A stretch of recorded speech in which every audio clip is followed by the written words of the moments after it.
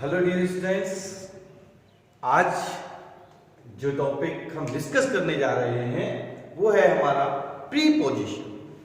Preposition जो हमारा topic है, आप बहुत सालों से उसे लगातार पढ़ते आ रहे हैं और उसी प्रीपोजिशन को आप जब तक भी किसी कंपटीशन को देखते हैं या किसी भी प्रकार से जहां इंग्लिश से क्वेश्चन पुटअप किए जाते हैं तो प्रीपोजिशन लगभग उसमें जरूर इंक्लूड किया जाता है। प्रीपोजिशन जो है उसको अपने अपने स्टैंडर्ड से आज तक हम लोगों ने पढ़ा है, जैसे इस कहाँ, इन कहाँ लगाना है, ऑन कहाँ लगाना है, विद कहाँ लगाना है। जो भी अभी तक क्लासेस में स्टडी किया है उससे एक स्टैंडर्ड लेवल को जो मेंटेन करना है या उससे एक स्टेज अपर के साथ आज हम उसके बारे में स्टडी करने जा रहे हैं। प्रीपोजिशन बेसिक होता क्या है उसके बारे में पहले हम उसके प्लेटफॉर्म को अच्छे से जानेंगे और उसके बाद वन बाय वन सारे के सारे स्ट्रक्चर्स हम उसके आज फॉलो करने वाले। प्रीपोजिशन जो अगर हम इसे डिवाइड करके देखें तो हमने अब तक पढ़ा है कि प्री और पोजिशन।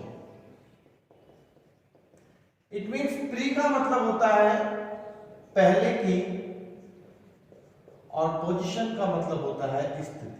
करेक्ट?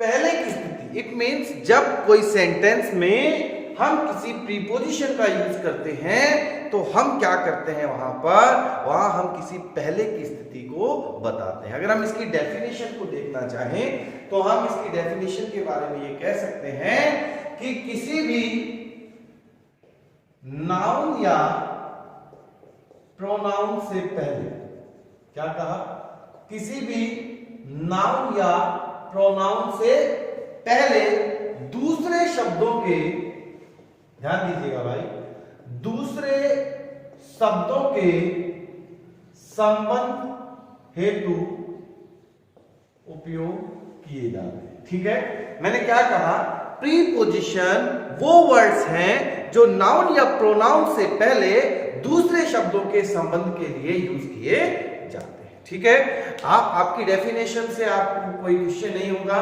केवल समझने के लिए आपको ये पता होना चाहिए कि actually what is the preposition, है ना।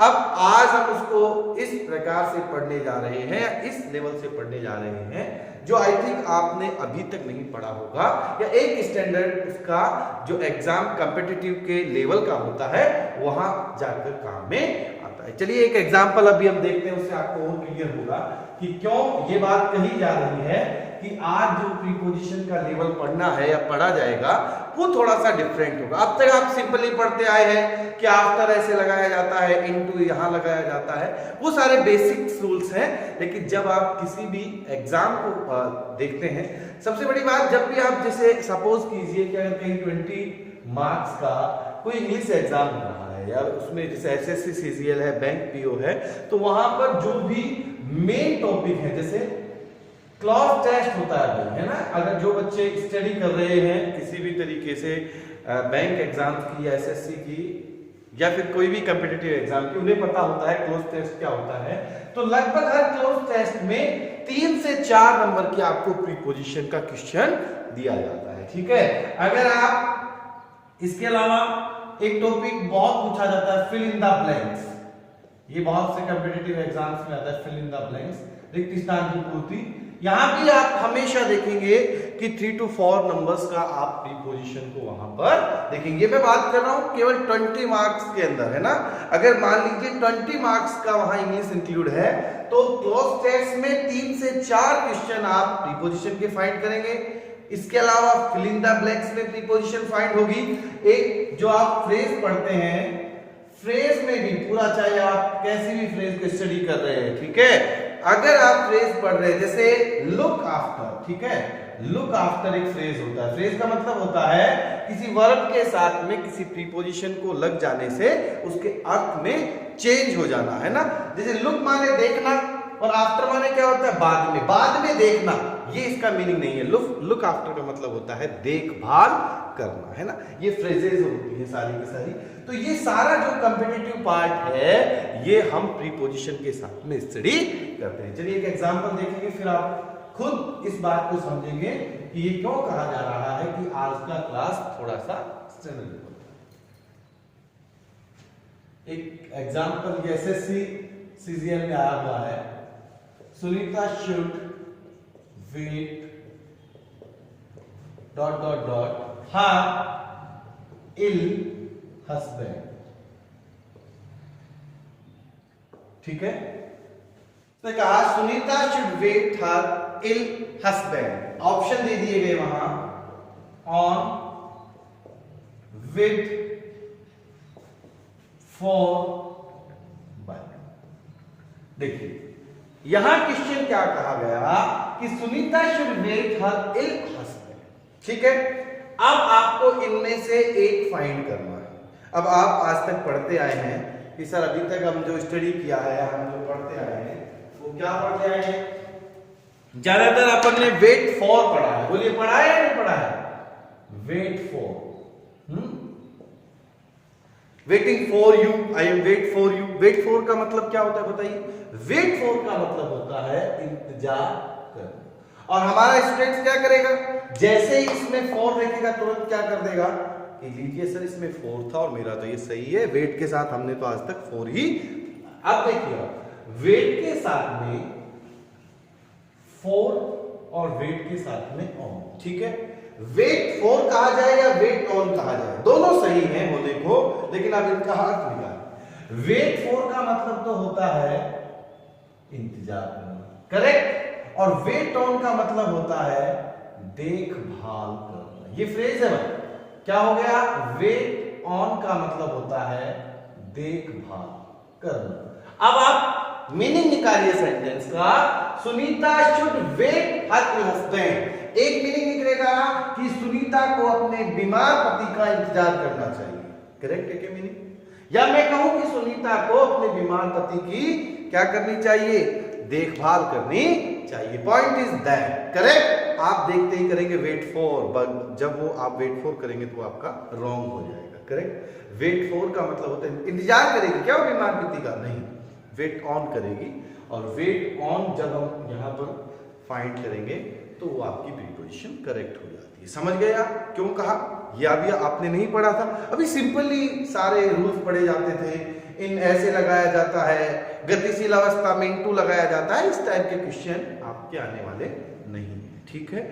अगर मे भी आपके सिलेबस में डिटेक्शन होता है या फिर आपका प्रीपोजिशन का पार्ट जो भी कोरोना की वजह से आपका सिलेबस डिटेक्ट होगा वहां से हटा भी दिया जाता है, तो प्रीपोजिशन को हम इतना लार्जली पढ़ लेंगे जिसे आप कभी भी जिस भी कॉम्पिटिटिव एग्जाम को देखने जा रहे हैं जहां आपको इंग्लिश पूछी जाएगी वहां आपके लिए बेहद यूजफुल होगा। इसीलिए आज हमने इसी टॉपिक को सेलेक्ट किया।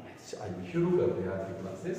आपको समझ में आया प्रीपोजिशन नाउन या प्रोनाउन से पहले दूसरे शब्द जो शब्द है उनके साथ किसी संबंध को दर्शाता। सबसे पहले चैप्टर फर्स्ट पढ़ेंगे, चैप्टर वाइज स्टडी होगी भाई इसकी। और चैप्टर फर्स्ट है हमारा words followed by no prepositions. ध्यान दीजिएगा, करेक्ट। मैंने कहा कि हम इसे अलग अलग चैप्टर में डिवाइड करेंगे। सबसे पहले जो प्रीपोजिशन का चैप्टर हम स्टडी करने जा रहे हैं वो चैप्टर हमारा है कि words followed by no preposition. ऐसे वर्ड्स जो किसी भी प्रीपोजिशन को फॉलो नहीं करते हैं, उनके बारे में आज हम स्टडी करने। चलिए शुरू करते हैं। सबसे पहले हम एंटर के बारे में पढ़ेंगे। सबने पढ़ा है एंटर क्या है? एक वर्ब है या नहीं है? एंटर एक वर्ब है। और ध्यान रखिएगा कि एंटर वर्ब के बाद किसी भी प्रीपोजिशन का यूज नहीं होता। खत्म। बोलिए क्या कहा? चैप्टर फर्स्ट जिसमें हमने कहा words followed by no preposition, उन वर्ड्स के बारे में जो किसी प्रीपोजिशन को फॉलो नहीं करते हैं। तो हम सबसे पहले क्या पढ़ने जा रहे हैं? एंटर एक वर्ब है, सबको पता है एंटर एक वर्ब है। एंटर का मतलब प्रवेश करना। अगर हमें किसी सेंटेंस में एंटर वर्ब दी जाती है तो हमें उसके साथ में किसी प्रीपोजिशन का यूज नहीं करना। ये कुछ एग्जांपल्स देख लेते हैं, कुछ एग्जांपल पढ़ेंगे। मैंने कहा I enter in the house. I enter in the house.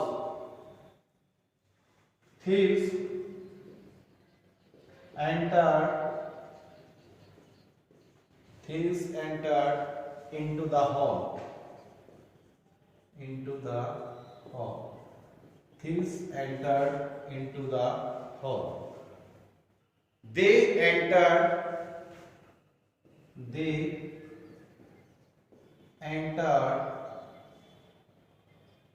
into our kitchen. They entered into our kitchen. She entered into the classroom. She entered into the classroom. She entered into the classroom. Who entered in the garden? Who entered in the garden?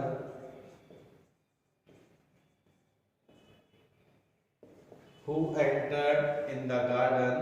We wanted to enter. अच्छा sentence है भाई। We wanted to enter. We wanted to enter the auditorium. The auditorium. Auditorium क्या होता है? Auditorium एक hall होता है जहां पर किसी भी रंगमंच, जिसको हिंदी में कहा जाता है, क्या किसी प्रकार का कोई कार्य होता है। देखिए अब इसमें हम पढ़ रहे थे कि words followed by no preposition, ऐसे वर्ड्स जो किसी प्रीपोजिशन को फॉलो नहीं करते हैं। लेकिन अब हमने क्या पढ़ा भाई? एंटर वर्ब है, एंटर वर्ब है, एंटर वर्ब। देखिए एंटर के साथ में इन क्या है? प्रीपोजिशन, तो ये फॉलो नहीं होगा। अगर थीव्स एंटर, इनटू नहीं आएगा। एंटर के साथ में इनटू नहीं आएगा, इनटू नहीं आएगा, इन नहीं आएगा, और एंटर ये तो सही है क्योंकि यहाँ पर एंटर के साथ में हमने किसी भी प्रीपोजिशन का यूज किया ही नहीं है। समझ गए आप पहली चीज क्या कहा? अगर सेंटेंस दिया गया I entered in the house, आपको जब फाइंड किया जाता है, एरर फाइंड के क्वेश्चन आते हैं ना, वहां ऐसा ही सेंटेंस होता है। आपने कहा I entered in the house, तो मीनिंग क्या होगा सेंटेंस का? मैं घर में प्रवेश करा था या मैंने घर में प्रवेश किया था। एंटर्ड, तो मे का मीनिंग आ रहा है या नहीं आ रहा है? लेकिन वो हिडन रहता है क्योंकि हमने जो चैप्टर स्टार्ट किया है वो यही है कि words followed by no preposition. उसमें सबसे पहले हम जो पढ़ने जा रहे हैं वो एंटर एक वर्ब है और एंटर के साथ में किसी भी प्रीपोजिशन को फॉलो नहीं किया जाता है। तो बोलिए एंटर के साथ में इन दिया गया था, गलत था। इनको हम क्या कर देंगे? गलत कर देंगे। नहीं है वो, इनटू नहीं है, यहाँ भी इनटू नहीं है, यहाँ नहीं है, यहाँ नहीं है, और यहाँ तो एंटर के साथ में कोई प्रीपोजिशन दी ही नहीं। पहली बात आप अच्छे से इस बात को समझ लीजिएगा, एंटर एक वर्ब है और एंटर के साथ में किसी भी प्रीपोजिशन को यूज नहीं किया। आई थिंक आपको अच्छे से समझ में आया। एक बार देख लीजिए।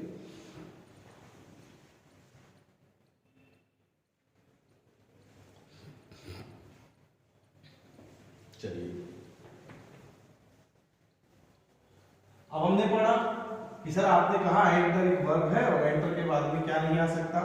बताइए, कोई प्रीपोजिशन नहीं आ सकती। लेकिन अब हम इसी में एक नोट डाउन करेंगे, कुछ फ्रेजेस में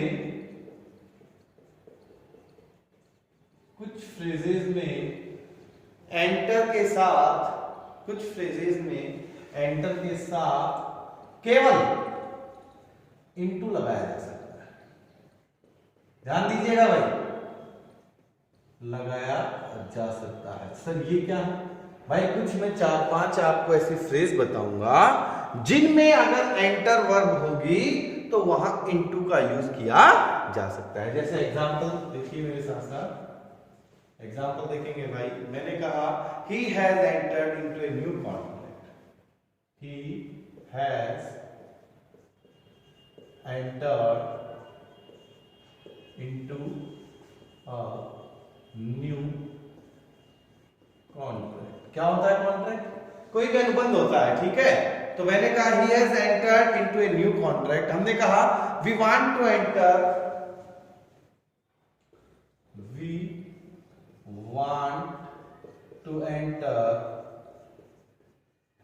into business, into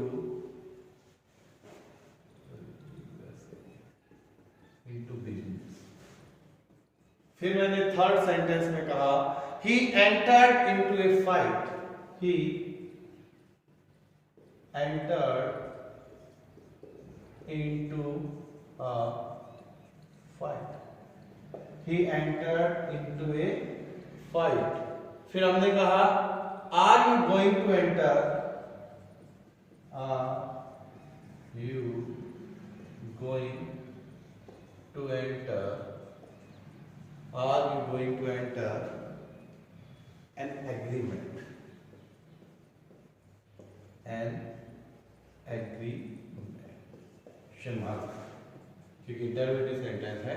और हमने लास्ट कहा he is going to enter, he is going to enter, he is going to enter into a problem, into a problem, he is going to enter into a problem। अब हमने क्या कहा, हमने पहली चीज ये पढ़ी कि सर एंटर एक वर्ब है और उसके साथ में किसी प्रीपोजिशन को फॉलो नहीं किया जा सकता।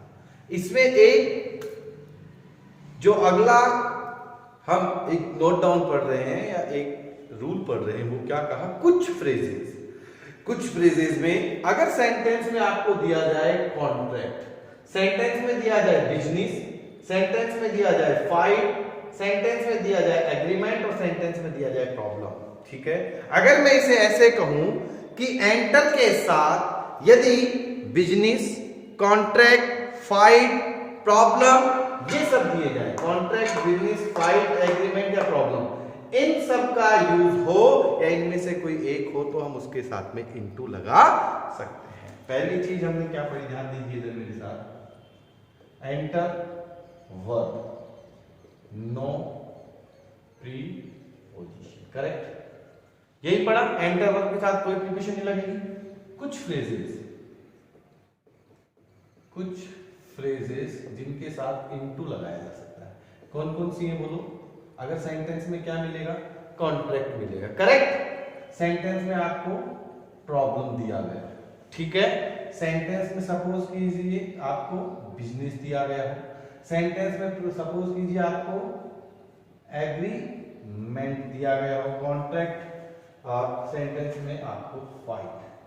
ये 5 फ्रेजेस हैं भाई, ध्यान दे दीजिएगा, बहुत इंपॉर्टेंट चीज है क्या, कि अगर आपको सेंटेंस में कॉन्ट्रैक्ट दिया हो, प्रॉब्लम, बिजनेस, एग्रीमेंट या फाइट, इन 5 वर्ड्स में से कोई भी सेंटेंस में आपको दिया गया है तो आप क्या यूज करेंगे, इनटू के साथ में इनटू का यूज किया जा सकता है। क्लियर, आ गया समझ में।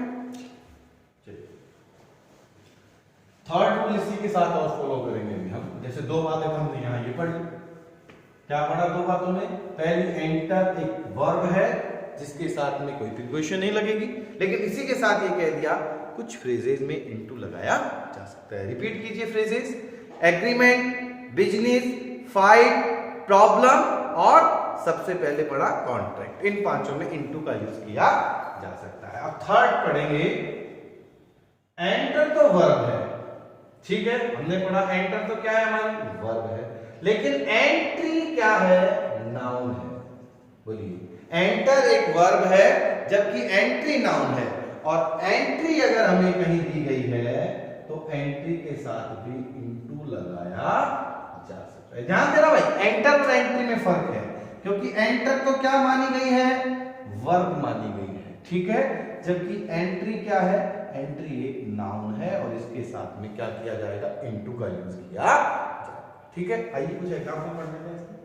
वन बाय वन इनके एग्जांपल्स पढ़ेंगे एंट्री के। मैंने कहा एंट्री इनटू दिस हॉल, कोई हॉल है वहां पर, entry into this hall is easy, ठीक है, entry into this hall is easy. मैंने कहा we got entry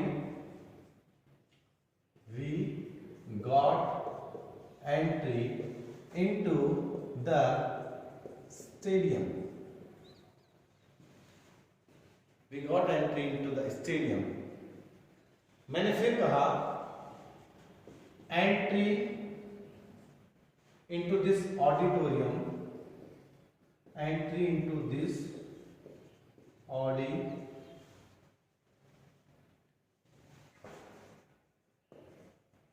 entry into this auditorium is easy, वही सेंटेंस रिपीट कर दिया गया। Entry into this auditorium is by ticket कह सकते हैं, इज इजी कह दीजिए, इज बाय टिकट कह दीजिए, ठीक है, टिकट से एंट्री है ये मान लीजिए, ठीक है। अगला कहा चिल्ड्रन वांटेड एंट्री, एक सेंटेंस और देते हैं, children wanted entry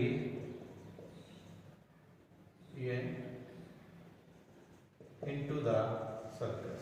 Children wanted entry into the circus. Circus में एंट्री चाहते हैं। तो मैंने थर्ड स्टेप क्या पढ़ाई कि अगर एंटर तो वर्ब है और एंट्री नाउन है, यहाँ एंट्री नाउन है, यहाँ एंट्री नाउन है, एंट्री नाउन है, यहाँ भी एंट्री नाउन है, तो इनटू का यूज किया, यहाँ भी इनटू का यूज किया, यहाँ भी इनटू का, यहाँ भी इनटू का, तीनों चीजें हमने पढ़ी, ठीक है, वन बाय वन। अगर आप आज बात करें तो हमने कौन सी वर्ब पढ़ी है, एंटर वर्ब को पढ़ा है, ठीक है। एंटर वर्ब जो है वो किसी प्रीपोजिशन को फॉलो नहीं करती है, ठीक। इसके बाद में हमने कहा कि कुछ फ्रेजेस में एंटर के साथ में इनटू लगाया जा सकता है, जैसे कौन सी फ्रेजेस हैं वो, जैसे मैंने कहा कॉन्ट्रैक्ट, एग्रीमेंट, फाइट, प्रॉब्लम और बिजनेस। अगर इन पांचों में से किसी का भी कोई सेंटेंस में कहीं भी डिस्कशन है तो हम इनटू का यूज कर सकते हैं। और थर्ड हमने पढ़ा कि एंटर तो वर्ब है बट एंट्री नाउन है, और एंट्री जब हमारी नाउन है तो नाउन के साथ में इनटू का यूज किया जा सकता है। क्लियर?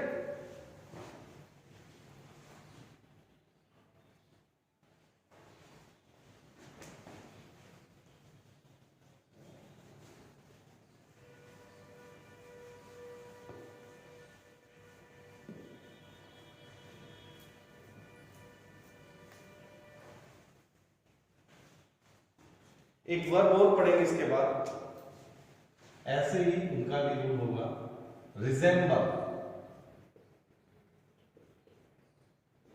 कोई बता सकता है रिजेंबल का मतलब क्या होता है? RESENBLE, resemble, RESENBLE। मैं इसे कहूं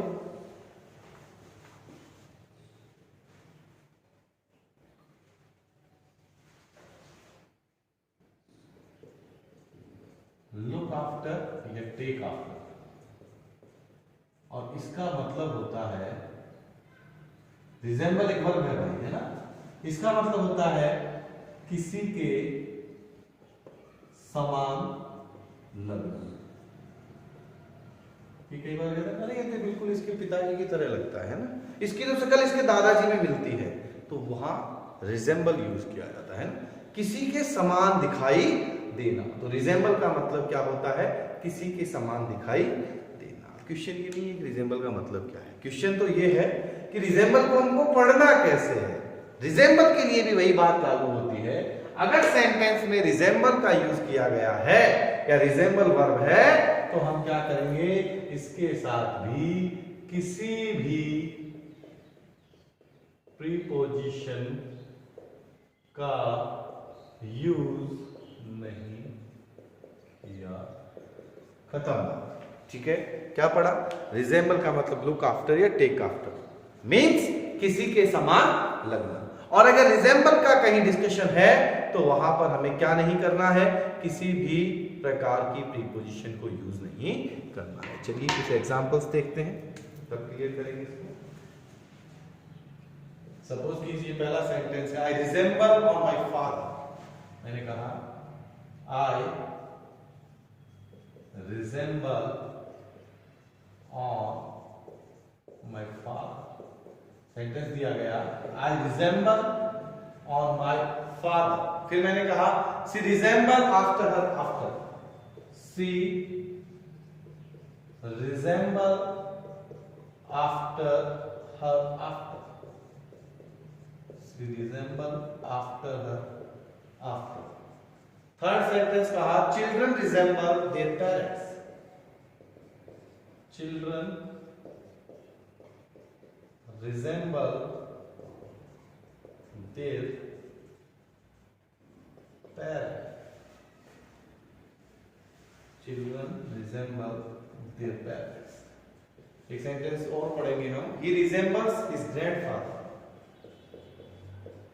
he resembles his grandfather।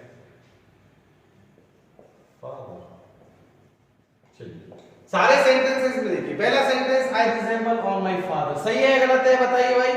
पहला सेंटेंस सही है गलत? गलत, क्योंकि ऑन नहीं आ सकता। अभी पढ़ा, रिजेंबल के साथ में प्रीपोजिशन नहीं लगाई जा सकती, तो ऑन को हम काट देंगे। मैंने कहा सी रिजेंबल आफ्टर, आफ्टर क्या है? आफ्टर भी प्रीपोजिशन है, तो आई नहीं सकती। पर यही तो पढ़ रहे हैं भाई, यही तो पढ़ रहे हैं कि रिजेंबल के साथ में प्रीपोजिशन नहीं आ सकती। थर्ड मैंने कहा children resemble their parents, there भी प्रीपोजिशन थोड़ी ना है, इसका मतलब इसमें प्रीपोजिशन यूज ही नहीं, इसका मतलब सेंटेंस हमारा correct. He resembles his, his क्या है? His preposition थोड़ी ना है, प्रोनाउन है, इसलिए यहां भी सेंटेंस को करेक्ट माना है। कहने का मतलब रिजेंबल का मतलब किसी के समान लगना, और रिजेंबल के साथ भी किसी प्रकार की प्रीपोजिशन का यूज नहीं किया जाता है। तो आई होप स्टूडेंट्स आज की क्लास में आपको अच्छे से समझ में आया होगा। आज हम एक प्लेटफॉर्म के बारे में डिस्कस कर रहे थे, सारा स्ट्रक्चर प्रीपोजिशन का हमें ऐसे ही पढ़ना है, और इसी प्रकार से क्वेश्चन आपके एग्जाम में पुट अप किए